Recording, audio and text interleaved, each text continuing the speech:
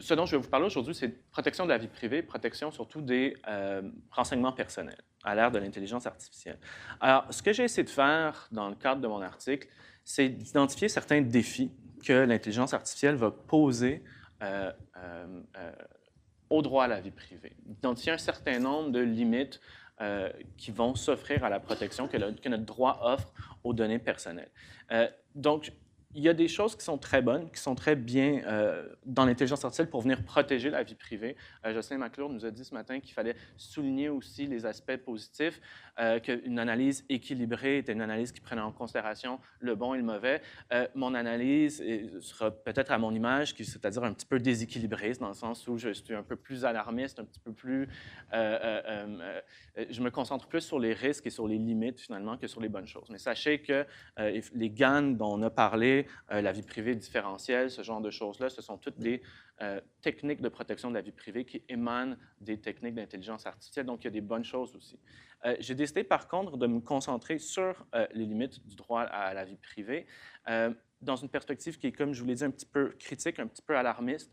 Je trouve que, dans une certaine mesure, c'est une posture qui nous permet de mettre une lumière sur certains problèmes, de les mettre, de faire une espèce de jeu de loupe, les rendre plus évidentes, et donc de nous permettre de trouver plus rapidement des solutions. Donc, c'est une posture un petit peu méthodologique, à mon sens, d'être un petit peu alarmiste. Donc, je suis un petit peu volontairement très critique. J'ai 15 minutes, donc je ne vais pas rentrer dans toutes les subtilités. Ils sont dans le texte. Donc, c'était juste pour vous dire aussi que je le mets un petit peu plus gros que ce que c'est peut-être dans la réalité des choses. Donc, j'ai identifié 3 limites. Je ne vois pas très bien, donc je vais mettre ça aussi comme ça. J'ai identifié 3 limites. Une limite qui est une limite ontologique, une limite qui est opérationnelle, une limite qui est structurelle. Donc, ça va être les 3 dernières parties de mon exposé aujourd'hui.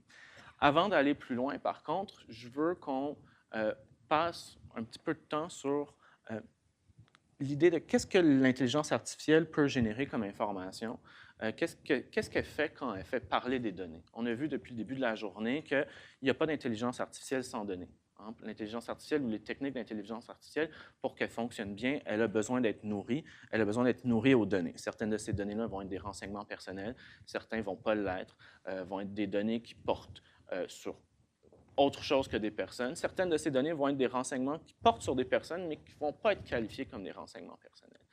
Donc, qu'est-ce qu'il y a de nouveau? Qu'est-ce que l'intelligence artificielle fait dire aux données ou permet de faire dire aux données? Et pour ce faire, là, c'est un petit peu petit, c'est pour ça que j'ai sorti mon ordinateur. Je vous ai sorti certaines références bibliographiques. Vous pourrez aller voir les articles plus dans le détail, qui émanent d'un projet qui s'appelle le projet My Personality. Est-ce qu'il y a des gens qui sont... Est-ce que vous êtes familier avec le projet My Personality? Juste un lever de main très rapidement. OK. Le projet My Personality, c'est un projet qui est parti par David Stilwell et Mikhail Kozinski à l'Université de Cambridge et ensuite à Stanford en 2008. Et c'est des chercheurs en psychologie, finalement.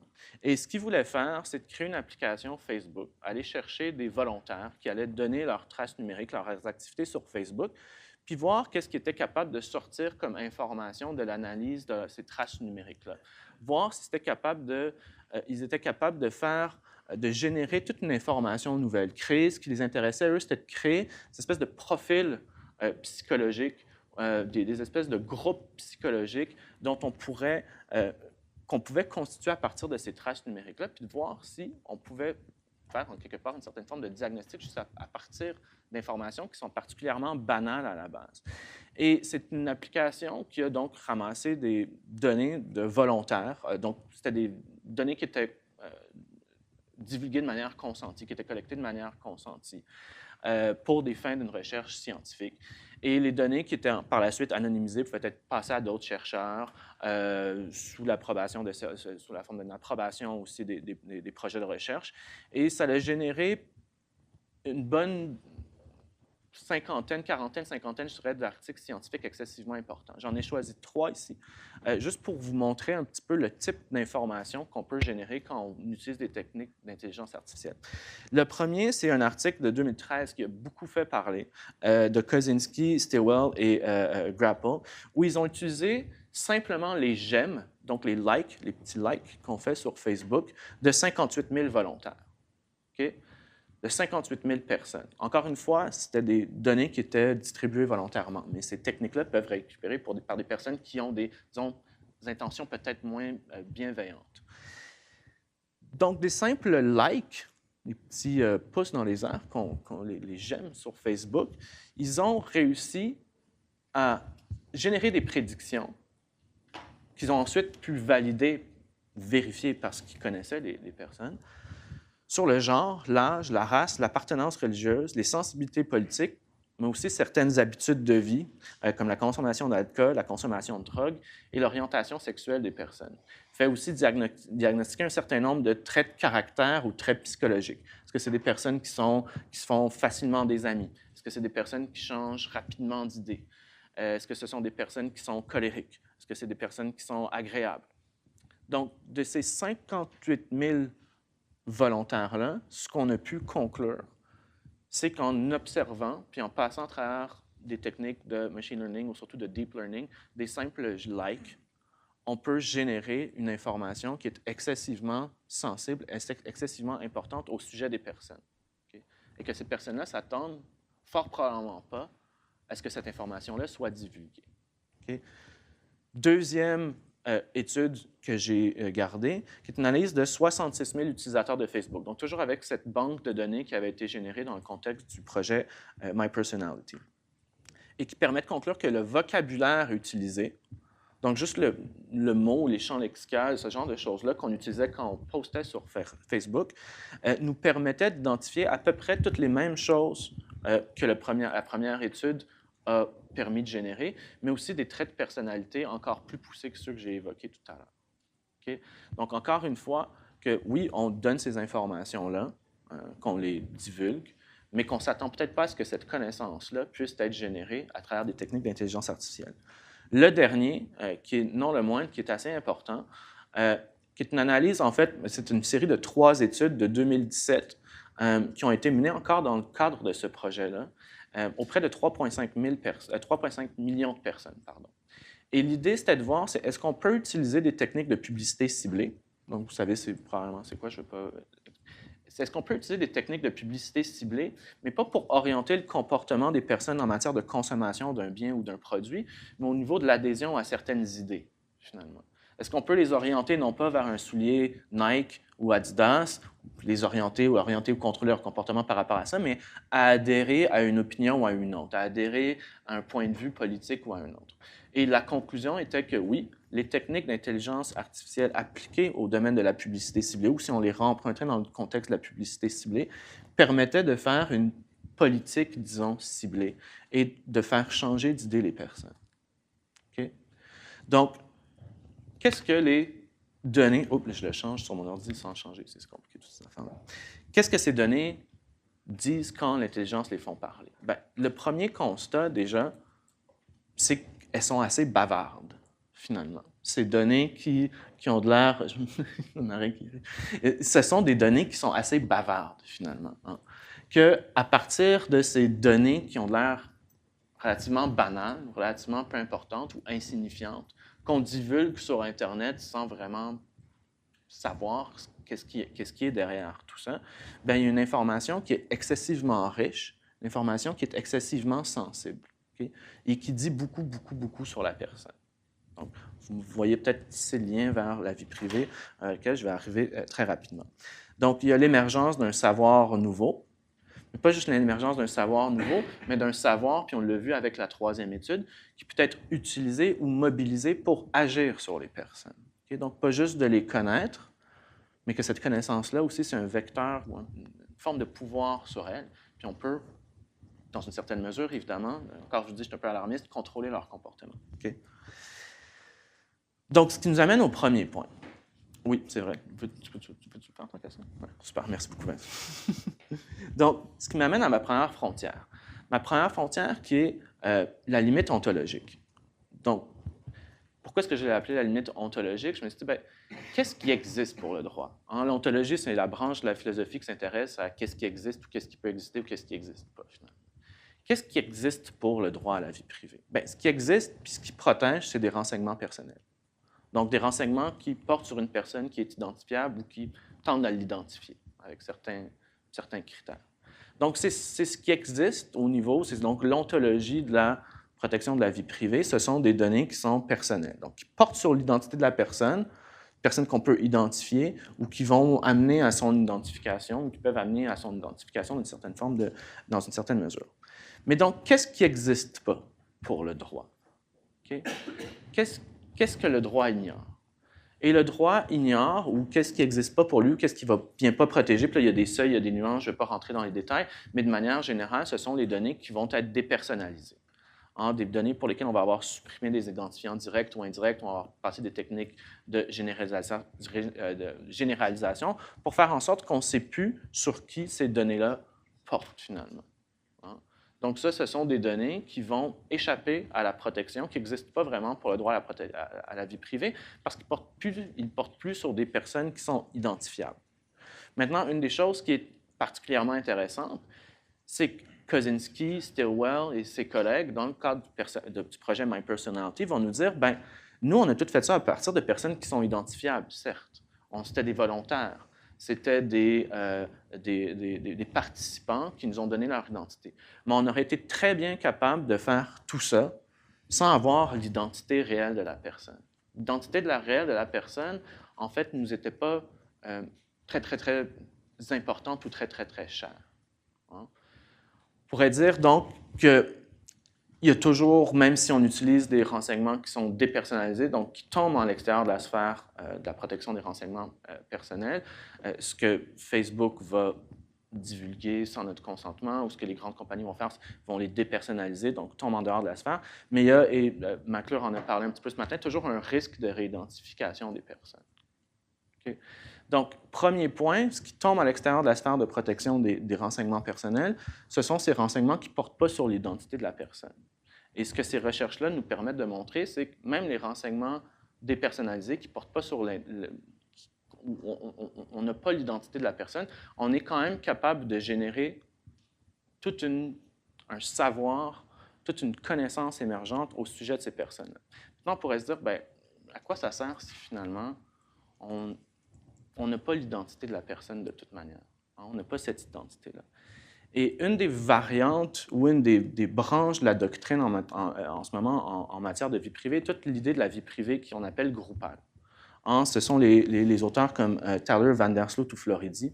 Si vous allez voir ces auteurs-là, eux, ils vont dire que l'identité, de toute façon, est de moins en moins importante que l'appartenance à un groupe qu'on va qualifier d'algorithmique. Qu'est-ce qu'on veut dire par groupe algorithmique? Ce qu'ils vont nous dire, c'est que maintenant, les techniques d'intelligence artificielle, ce qu'ils sont capables de faire quand ils vont analyser nos données, quand ils vont regarder nos informations ou ce qu'on divulgue, même si c'est dépersonnalisé, même si peu importe ce que c'est qu'on va essayer de créer des recoupements. On va essayer de créer des corrélations, des points de contact dans les personnes.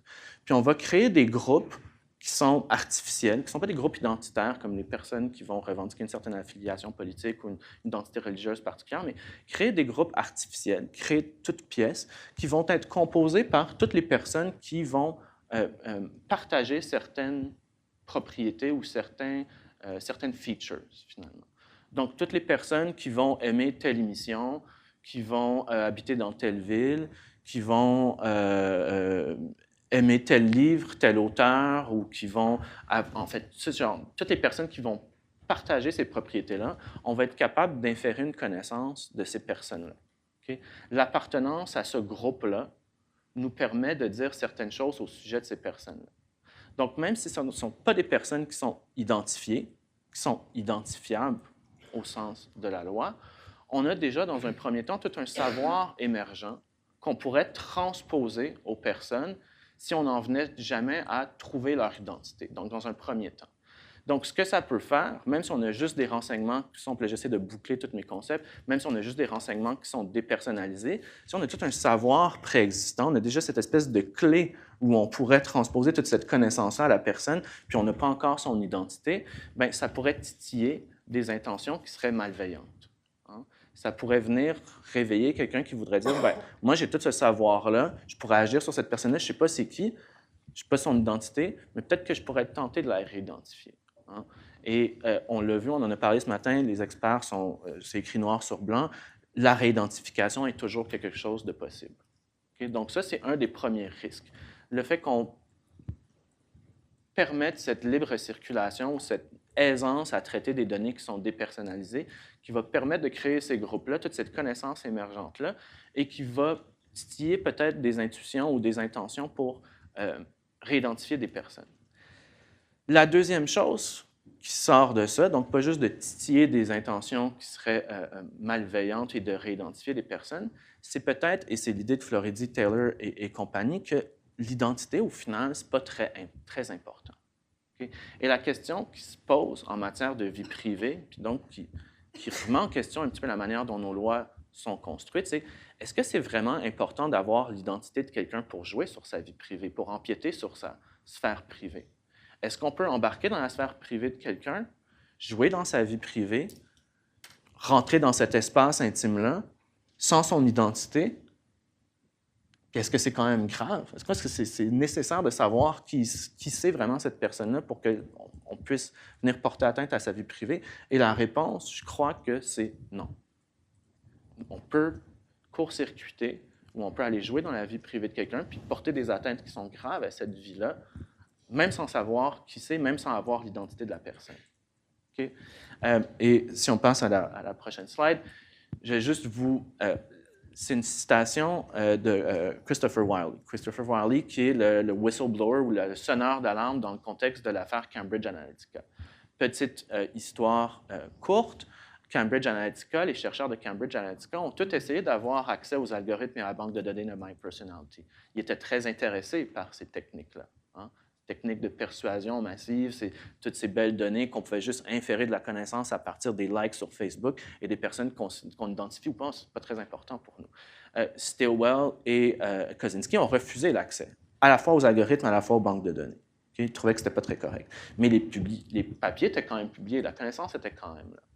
Et donc, les mécanismes d'application en ligne qui avaient été développés par MyPersonality pour récolter des renseignements ont été réutilisés dans le contexte de Cambridge Analytica avec des consentements beaucoup moins éclairés. Il y avait quand même dans les conditions d'utilisation certaines choses, mais c'est un petit peu moins honnête, disons, mais ces techniques-là ont été récupérées. Et qu'est-ce qu'on a été capable de faire dans le contexte de cette affaire-là? Encore une fois, je vous dis, j'ai ma posture un petit peu alarmiste. Ce que Christopher Wiley va nous dire, c'est qu'on était capable de savoir à quel type de message tu allais être susceptible, incluant the framing of it, donc la façon dont on le présente, the topics, the contents, the tone, whether it's scary or not. Hein, dans cette optique-là, ils ont compris aussi que les personnes qui aimaient beaucoup Fear of the Walking Dead allaient être plus susceptibles à des questions d'immigration, finalement. Okay. Where you would consume that content, genre sur Facebook, sur Instagram, où est-ce qu'on allait le chercher, and how many times we need to touch you with that in order to change how you think about something. Okay? Combien de fois on a besoin de vous envoyer cette information-là pour voir que vous allez changer d'idée, hein, vous faire changer de point de vue. Donc, nos idées, nos points de vue, nos opinions, c'est quand même quelque chose d'immensément personnel. Hein, ça fait partie de notre sphère privée. Et on a besoin, dans un contexte démocratique, d'avoir cette sphère privée-là d'expérimentation où on construit nous-mêmes notre point de vue pour ensuite le déplacer sur la sphère publique.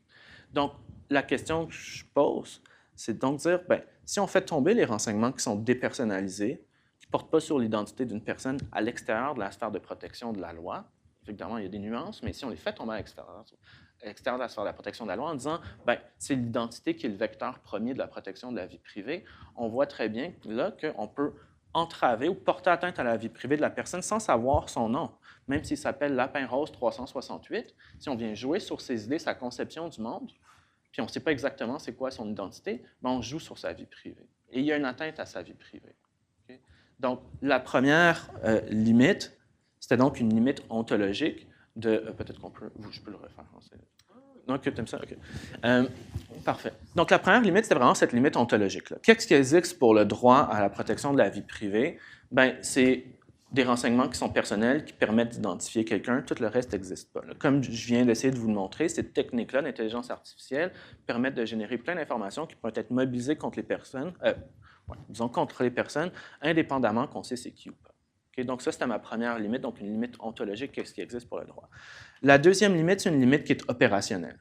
Comment est-ce que c'est un droit qui est mis en opération? Comment est-ce qu'on l'opérationnalise?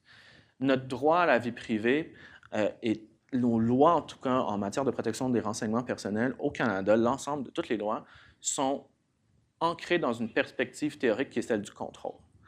Protéger la vie privée des personnes, d'un point de vue informationnel en tout cas, c'est leur donner la capacité d'exercer un contrôle sur les modalités de circulation et de diffusion de leurs renseignements personnels. C'est eux qui vont décider quand un renseignement qui est intime, qui est dans la sphère privée, va basculer dans la sphère publique.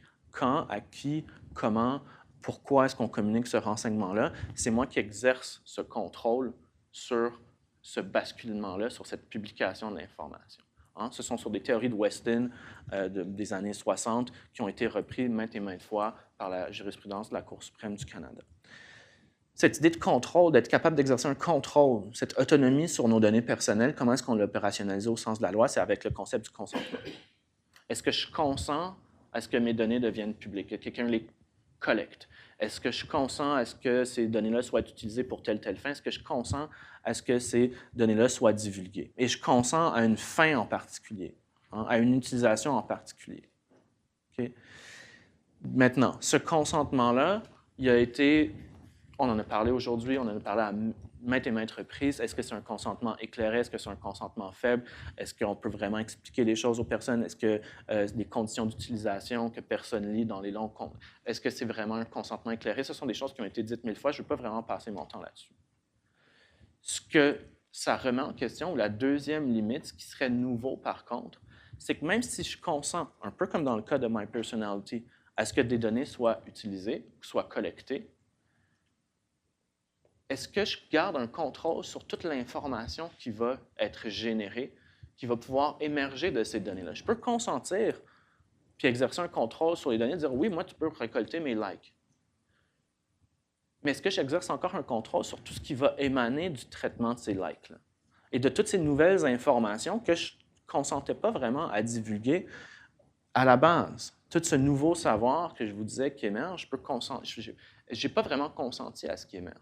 Hein? Je peux consentir à une utilisation, disons, bon, ils vont être traités par des techniques d'intelligence artificielle, puis je vais revenir pour mon troisième point, mais comment est-ce que je peux vraiment prévoir qu'est-ce qui va être créé, qu'est-ce qui va être généré?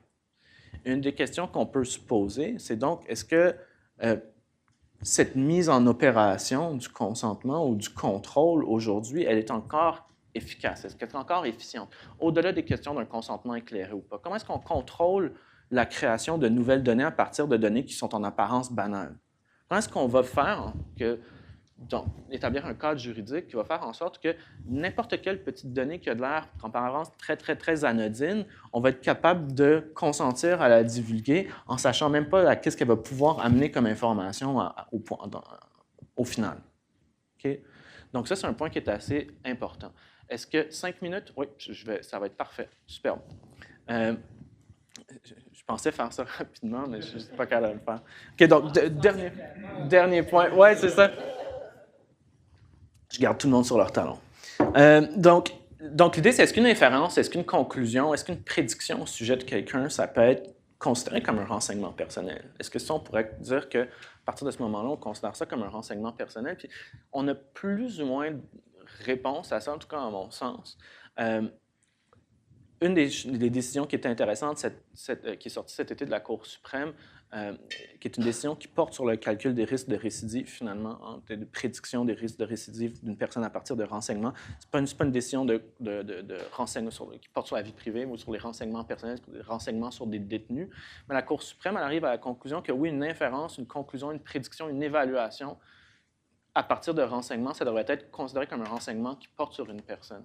Donc, il y aurait peut-être une piste de solution derrière tout ça pour dire qu'on devrait peut-être rattacher à l'idée de renseignement personnel, dans un sens classique, même une prédiction, une inférence, une conclusion, une évaluation qu'on fait par rapport à quelqu'un. Okay?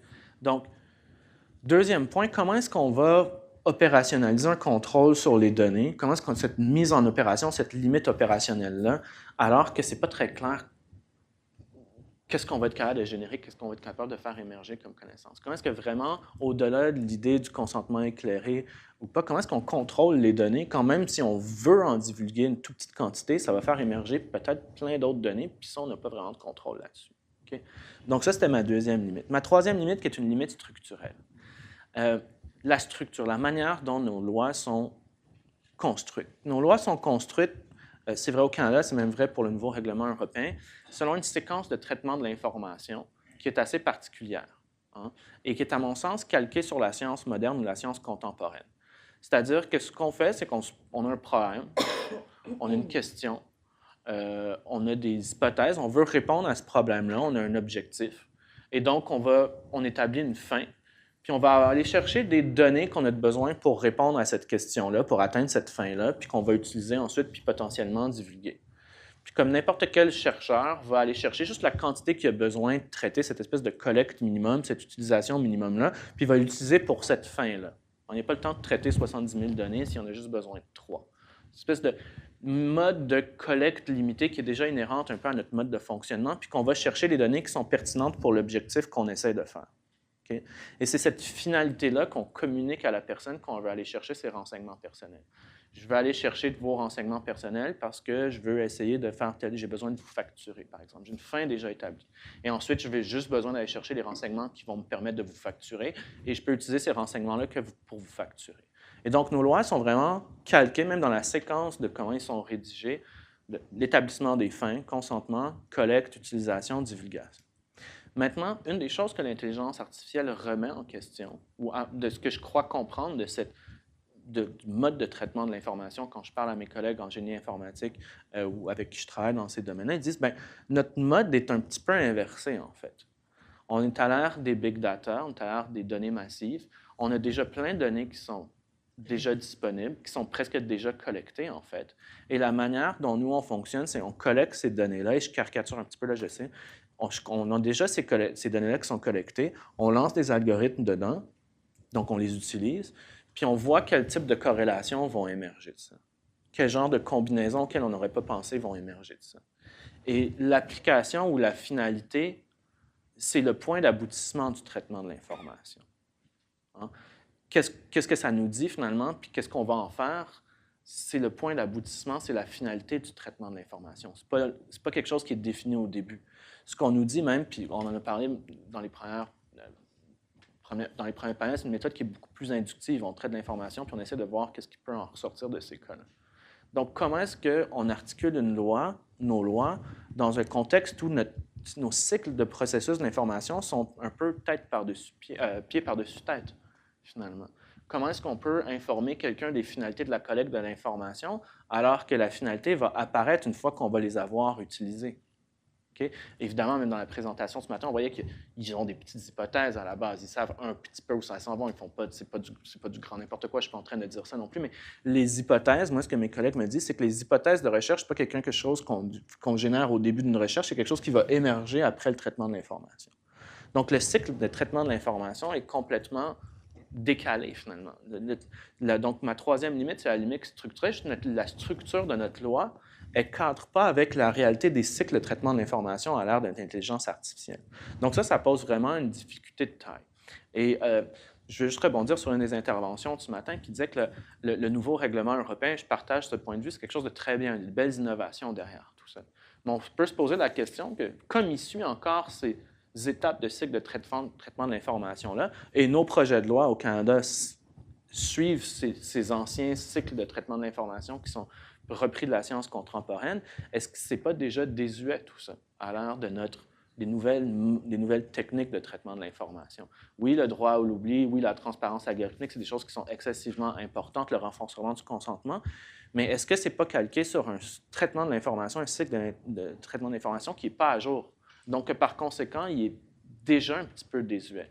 Encore une fois, puis là, c'est ma conclusion, j'ai une posture qui est volontairement provocatrice ou alarmiste, donc je ne crois pas qu'il soit désuet, mais disons pour lancer une discussion qui n'aura peut-être pas lieu. J'imagine que ça fait 5 minutes. Donc voilà, c'était ma présentation. J'espère que... Donc c'était mes 3 limites. Merci beaucoup.